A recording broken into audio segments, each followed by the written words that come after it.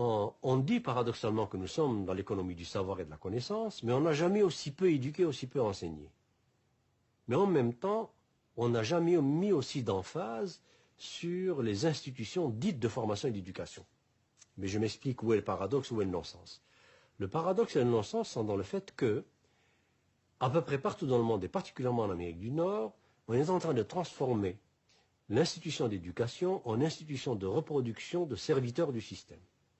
Autrement dit, d'espèces de bipèdes pensants qui n'ont pas d'autres soucis, qui ne doivent plus avoir d'autres soucis que de maintenir ce marché libre et autorégulé et de maintenir cette mécanique à production et multiplication de l'argent. C'est ce qu'on appelle l'employabilité, c'est ce qu'on appelle former des employables, c'est ce qu'on appelle réformer l'éducation depuis le primaire jusqu'à l'universitaire pour former des gens qui trouvent leur place sur le marché du travail. Or ça c'est horrible. Est-ce qu'aujourd'hui un Victor Hugo serait employable? Est-ce qu'aujourd'hui un Socrate serait employable? Est-ce qu'aujourd'hui un Paul Verlaine, un Rimbaud serait employable? Non. Donc il n'y en aurait pas. Mais que serait l'humanité sans Socrate, sans Aristote, sans Rimbaud, sans Verlaine, sans Victor Hugo? Que serait l'humanité sans ces gens-là? Nous serions des animaux. Alors aujourd'hui, sous prétexte que ce n'est pas employable, que le marché n'en veut pas, eh bien, on ne forme plus de poètes, on ne forme plus de gens de littérature, on ne forme plus de gens de mathématiques pures, on ne forme plus de gens de physique théorique, on ne forme que ce que l'industrie, l'entreprise financière veut pour alimenter la machine à multiplier l'argent. Alors qu'est-ce que c'est ces employables? Ce sont ceux que je vois moi-même dans les universités dans lesquelles j'enseigne, à travers le monde, c'est-à-dire qu'au niveau le plus élevé, deuxième, troisième cycle, maîtrise, doctorat, c'est ce que j'appelle les technocrates, c'est-à-dire des gens des technocrates analysants, qui sont formés à analyser des problèmes, problem solving, et on leur fait croire qu'ils sont intelligents parce qu'ils font du problem solving. Alors que l'intelligence, ce n'est pas le problem solving. L'intelligence, c'est la formulation des problèmes. Celui qui est intelligent, c'est celui qui formule le problème, qui le met en énoncé, qui le met en termes de liens et de combinaisons, qui appelle une question. C'est celui-là qui est intelligent.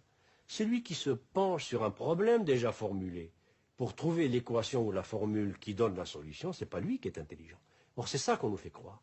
Donc, des technocrates analysants, c'est des gens qui maîtrisent des techniques d'analyse et de calcul et qui confondent penser, réfléchir avec analyser et calculer. Et ils prennent des décisions sans état d'âme, du genre licencier 60 000 personnes en un jour, doubler son salaire de millions de salaires et dire je souffre en plus. Je prends des décisions difficiles. Mais ça, c'est des non-humains. Quelqu'un qui prend des décisions sans état d'âme et qui le dit, c'était quelqu'un qui est en train de dire je ne suis pas un être humain. Alors de quel droit le laissons-nous prendre des décisions qui touchent à des êtres humains?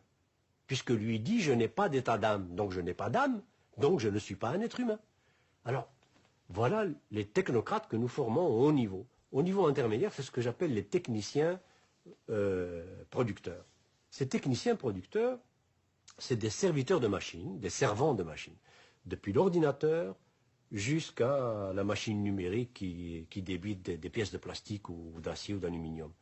Eh bien, ces gens-là sont là pour faire en sorte que cette mécanique automatisée de production ne tombe jamais en panne. Et tout ce qu'on leur demande comme connaissance, c'est la logique de la machine ou de la série de machines dont ils ont la garde. C'est tout. Et encore plus, on leur demande simplement d'être capables de comprendre ce que la machine demande. Alors ce n'est même plus eux qui dominent la machine ou qui ont une espèce de supériorité humaine, de supplément d'âme ou de connaissance ou de sens par rapport à la machine. C'est l'inverse. C'est la machine qui dit si tu es assez intelligent, voilà où la puce qui cloche, voilà l'endroit où il faut changer la carte, voilà, etc. Et puis s'il n'est pas assez rapide pour faire ça, il n'est pas bon. Alors, et au niveau inférieur, qu'est-ce qu'on forme? Ben, on ne forme plus. 45% de la main-d'œuvre des multinationales américaines en particulier sont analphabètes totaux. Et les multinationales ne veulent pas changer ça. Elles ne veulent pas qu'on leur forme le moindrement ces gens analphabètes, parce que s'ils ne sont plus analphabètes, ils vont se mettre à poser des questions. S'ils se mettent à lire des journaux, des analyses, ils vont se mettre à poser des questions. Ils vont se mettre à se syndiquer. ils vont se mettre à réfléchir. Donc, surtout pas. Alors, nous avons aujourd'hui, particulièrement en Amérique du Nord et aux États-Unis encore plus, des diplômés du primaire et du secondaire qui sont à peu près dans une proportion qui est assez hallucinante, qui atteint chez nous en tout cas 1 sur 4 au Québec, et aux États-Unis, si on regardait les vrais chiffres, je suis sûr qu'on approcherait de la même proportion, sinon plus, qui sont diplômés et qui sont analphabètes, qui savent à peu près ni lire ni écrire, mais ils ont un diplôme. Et ce diplôme primaire ou même secondaire, ils l'ont obtenu par l'ancienneté, tout simplement par la présence et par l'âge. Et ça arrange le système.